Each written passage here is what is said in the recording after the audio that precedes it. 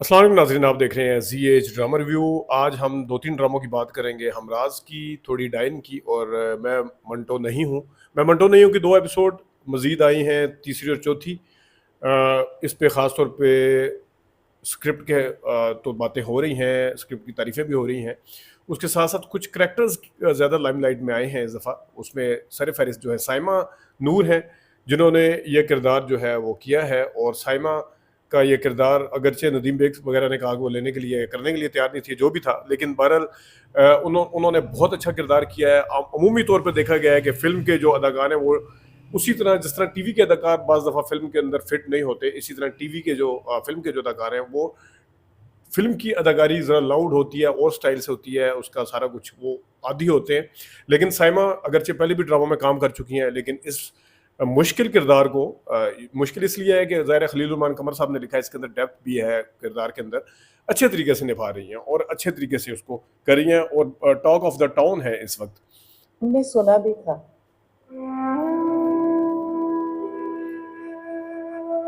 तो ये किरदार इसमें जो मैमल का किरदार है, सज्जल का, वो भी इस वक्त कर रही हैं। स्टोरी जूं जूं खुल रही है ड्रामे के अंदर, इंटरेस्ट जो है उसी तरह बढ़ रहा है और किरदार जो है वो मज़ीद आ भी रहे हैं। अजान समी खान की एंट्री हुई इस दफ़ा जो किरदार थे उसमें। एक दो चीज़ें मैं आपको ज़रा दिखाना चाह रहा हूँ। एक तो इसके अंदर जो डायलॉग के अंदर जो कॉमेडी डाली गई है वो भी बड़ी अच्छी है। मतलब जिस तरह वो कहते हैं कि आपकी बीवी क्या मोटी है, वो कहते हैं जी क्यों, तो आपके चेहरे पे मोटिवेशन नहीं है। तो वो किरदार इन लफ्ज़ों के साथ खेलना और उसके अंदर डेप्थ के साथ उसके साथ खेलना, ये भी एक खासा है खलील साहब का, जो कि यहाँ पे भी नज़र आता है। सबा परवेज़ के किरदार को इस एपिसोड नंबर 3 में ज़रा ज़्यादा वाज़ह तौर पर दिखाया गया, क्योंकि पहले तो सिर्फ गाड़ी वाला जो आमना सामना हुआ था उसमें था। बाबर अली का किरदार बिनियामीन का जो है, अगरचे पहले से सबा परवेज़ और बाबर अली मियाँ बीवी बने हुए हैं, और इसमें भी जो डायलॉग है ख़ास तौर पे मर्दों की मोहब्बत में सफ़र होता है, सफ़र यानी कि अंग्रेज़ी वाला SUFFER, मेरे ख्याल में राइटर कहना चाह रहे हैं। तो हम सफरी नहीं होती, ये भी बड़ा ज़बरदस्त डायलॉग था। क्या तुम्हें अब भी शक है कि मैं तुम्हारा हमसफर नहीं? मर्दों की मोहब्बत में सफर होता है बनियामिन साहब, हम सफरी नहीं होते। तो ये इस तरह के डायलॉग जो थे, और ख़ास तौर पे जहाँ अपने बेटे के साथ बैठे हैं बाबर अली साहब, वहाँ पे भी इनकी अदाकारी बहुत ज़बरदस्त है। जब पता चलता है कि मैमल के साथ मैमल को देखा है, या मैमल के हवाले से जब उन्हें पता चलता है,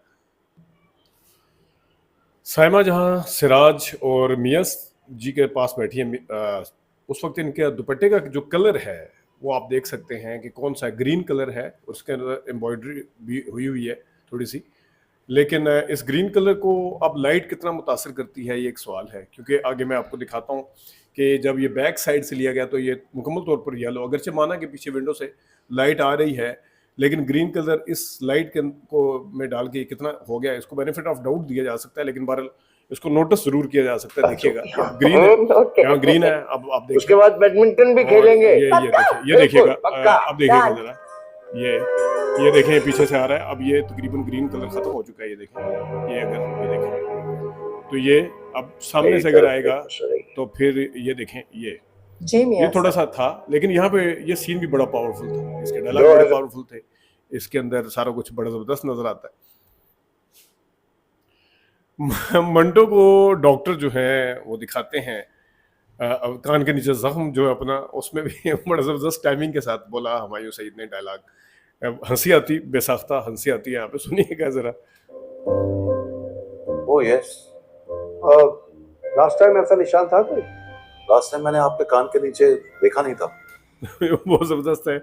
तो इस किस्म की जुमलेबाजी और इस किस्म के जो बीच में लाइट उसको करने के लिए ख्याल रखा गया है। ज़ाहिर है करेक्ट, जब ड्रामा लंबा चलता है उसके अंदर हर किस्म का तड़का भी लगाना होता है, और उस थीम को, उस टून को या उस मूड को बरकरार रखते हुए, आप स्टोरी के मूड को बरकरार रखते हुए ये जब सारा कुछ दिखाते हैं तो उसमें ख्याल रखना पड़ता है कि करेक्टर अपने करेक्टर के अंदर से निकले भी ना, और सुनने वालों के लिए बोरियत का सामान भी पैदा ना हो। तो देखते हैं मंटो आगे चल के क्या करते हैं, क्या होता है इसमें, इसके ऊपर आपको अपडेट करते रहें। आइए दूसरे ड्रामे की तरफ चलते हैं। हमराज की अगर एपिसोड नंबर 25 की भी बात करें, एक्सीडेंट होता है, जो भी उसके पीछे है वो सारा कुछ आपने देखा। तो इस हवाले से जो ये किरदार है अहमर का, जाहिद साहब कर रहे हैं इसको। इस किरदार में जाहिद साहब का मैं पहले भी कहा था, एक तो इनके फेस एक्सप्रेशन ठीक है, आप अपनी बीवी से अपनी पसंद की शादी की है, बीवी की तरफ से प्रॉब्लम आ रही है, सारा कुछ स्टोरी अपनी जगह पे है, लेकिन इनके खुशी के लम्हात शायद कम ही नज़र आए हैं। इनके चेहरे के ऊपर बोरियत नज़र आई है, इनके चेहरे के ऊपर उकताहट नज़र आई है। या तो ये होना कि जब बीवी साइम की तरफ से परेशान होती है, कोई उस तरह की स्टोरियाँ लेके आती है सामने, कोई उस तरह इवेंट ख़राब करती है, सालगिरह का इवेंट ख़राब करती है, तो फिर आप उस वक्त उकताहट का शिकार या इस तरह हो सकते हैं कि इसके ऊपर बिलीव करने के लिए तैयार नहीं है। लेकिन इन्होंने कंसीव ऐसे तरीके से किया कि वो किसी भी जगह अपनी बीवी के साथ डायलॉग बोलने से सिर्फ मोहब्बत नहीं छलकती, डायलॉग बोलने से सारा कुछ ठीक नहीं होता, आपको फेस एक्सप्रेशन भी देने पड़ते हैं। तो वो उकताहट वाले एक्सप्रेशन ज़्यादा हैं, वो आपको कहीं ये फील नहीं होता कि ये खुश हैं। और डायलॉग बोलना अलग बात है कि ठीक है मैं खुश हूँ अपनी पसंद, ये इसके बगैर ये कहीं नहीं जाएगी, ये अपनी माँ को भी शट अप कॉल दे देते हैं, सारा कुछ करते हैं, लेकिन वो जो एक एक्सप्रेशन है वो मुसलसल मिसिंग है। वो वाला एक्सप्रेशन जो सिर्फ उन इवेंट्स पे नजर आना चाहिए जिस पे वो अनहैप्पी होते हैं अपनी बीवी से, वो मुसलसल नजर आता है। ये है थोड़ा सा इनके किरदार के अंदर प्रॉब्लम। वो अपने मुसलसल फ़ोन करते हुए, वो उस चीज़ को स्टोरी अगर देखा जाए तो मुसलसल फ़ोन कर रहे हैं साइम साहब, और ये मुसलसल फ़ोन सुन के उनकी धमकियों में भी आती हैं, खौफज़दा भी होती हैं, अपने तौर पर थ्रेट भी करने की कोशिश करती हैं। ज़रा देखिएगा, मैं इस पर ज़रा एक अहम बात करनी है। फिर उस वक्त से जब तुम्हें हकीकत का पता चलेगा और तुम माफी मांगने के भी काबिल। अभी तक उसे जान से नहीं मारा, हल्का सा टच किया है तुम्हें। ये देखें, अब ये एक जो आयज़ा खान का, यानी कि जो इसका कैरेक्टर सारा का, इसमें आप गौर करें तो हर दफ़ा फ़ोन आता है। जितनी दफ़ा भी मोबाइल के ऊपर फ़ोन आया, आपने किसी एपिसोड में देखा कि वो किस नंबर से कॉल कर रहा है, वो अननोन नंबर से कर रहा है, नंबर ट्रेस नहीं हो रहा। कभी आपने किसी कैरेक्टर से सुना कि नंबर ट्रेस नहीं हो रहा इस कैरेक्टर से, या जैद को कहते हो कि नंबर दिखाएं। अब देखें, घर के अंदर आए तो इन्होंने बताया कि घर में माँ की, यानी अहमर की माँ के कमरे से फ़ोन हुआ, उसके ऊपर बाकायदा इतनी तहकीकात हुई कि घर के कमरे से फ़ोन हुआ, वो किसने किया होगा, उसने किया कि नहीं किया, वो तो ठीक है, लेकिन ये जो मोबाइल पे रोज़ कॉल करता है हर एपिसोड में, इसको ट्रेस करने की किसी ने कोशिश की? क्या ये कोई अहम इदारों को, खुफिया एजेंसियों का नंबर लेके फ़ोन कर रहे हैं जिसमें नंबर ट्रेस नहीं होता? लेकिन अगर नहीं कर रहे तो ये नंबर किसका है, कौन है, इसको मिले या ना मिले, सिमें ज़्यादा हो सकती हैं, सारा कुछ है, लेकिन इसको ट्रेस तो एटलीस्ट किया जा सकता है, लोकेशन ट्रेस की जा सकती है। एक दफ़ा भी आपने सुना हो कि जनाब वो कह रही हैं अपने खावंद को कि नंबर ट्रेस करें, उसका खावंद कह रहे हैं नंबर ला के दो मुझे, ये कौन फ़ोन करता है, किस तरह करता है, तो इसके वाले से देखेंगे। तो ये भी एक ज़रा अहम नुकता है इसमें। हमराज की जो नेक्स्ट एपिसोड है, इसमें आपने देखा 26 नंबर में टीज़र, जो उसमें सारा जो असल मतलब है कि जो मर गई थी, जिसको इनका भाई पसंद करता था, वो दोबारा सामने आ जाती है। अब इनकी माँ पिछली दफ़ा आती है कि मैं कराची जा रही हूँ, ठीक है, वहाँ पे थोड़ा शक पड़ा गया, और ये भी इशारा दिया, सारा लोगों ने समझा कि ये वाली सारा को मिलने जा रहे हैं, कि शायद इसको कुछ पता चल गया।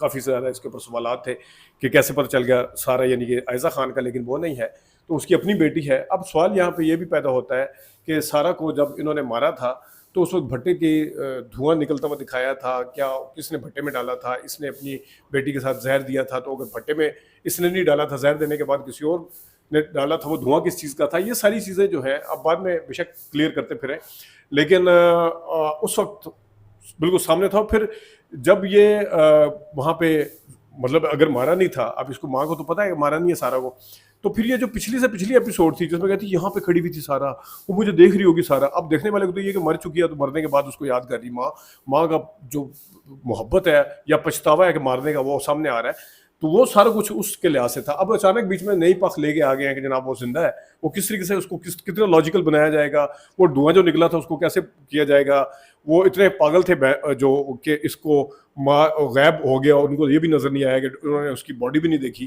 कि वो थी भी कि जो इसके खावंद और इसका बेटा बने हुए हैं। तो ये चीज़ें जो है ये भी देखनी पड़ेंगी। डाइन ड्रामे की अगर बात कर लें तो इसके अंदर भी वो सिलसिला जारी और सारी है कि किस तरीके से ड्रामे को लंबा करना है, किस तरीके से ख्यालात देखने हैं। मतलब है कि एक किरदार होता तो यह है कि दूसरे को किरदार को कुछ कह रहा है तो दूसरा किरदार दोबारा जाके सोच रहा है, लॉजिक तो उसकी भी नहीं बनती, लेकिन फिर कहीं ना कहीं चलो गुंजाइश निकल आती है कि चलो वो सोच रहा है कि दूसरे ने क्या कहा। अब इसमें एक किरदार खुद प्रपोज कर रहा है जवार शाह इसको शादी के लिए, और खुद ही जनाब साहब सोच रहा है कि मैंने प्रपोज किया थोड़ी देर बाद जाके। इसकी क्या लॉजिक बनती है बताएं ज़रा, इसके अंदर क्या है? प्रपोज करके आया सीधा दूसरी वो सोचती कि वो मतलब ड्रामे को गैर ज़रूरी तौर पर OST लटकाया जा वो चला दिया जाता है, फ्लैशबैक उसी सीन का, एक सीन चलेगा उसी का फ्लैशबैक, एक सीन चलेगा उसी का फ्लैशबैक। तो ये 38 मिनट के ड्रामे में 16 मिनट भी स्टोरी नहीं चलती, बाकी फ्लैशबैक और OST चलते हैं और निकाला जाता है। आज के एपिसोड में देखते हैं कि ये एक तो थप्पड़ वाला जो था बड़ी वो क्या था, अनुपम खेर याद आ गया, जो कर्मा इस थप्पड़ की गूंज, जरा देखिएगा जरा, नहीं लगेगा थूकने में। ये रहेगा इस थप्पड़ के जवाब में मैं ऐसा थप्पड़ मारूंगी उसकी गूंज गूंज, थप्पड़ की गूंज। वो थप्पड़ की गूंज जो है ना डैनी वाली चल रही है अभी तक, कर्मा वाली। तो बहरहाल देखते हैं ये ड्रामा, इसको अब मेरे ख्याल में बहुत ज़्यादा हो गया, अब इसको ख़त्म कर ही देना चाहिए, इसको मज़ीद नहीं लटकाना चाहिए। देखते हैं इसका आगे क्या होता है। ना ख्याल रखिएगा, अभी तक के लिए इतनी इजाज़त दीजिए, अल्लाह हाफ़िज़।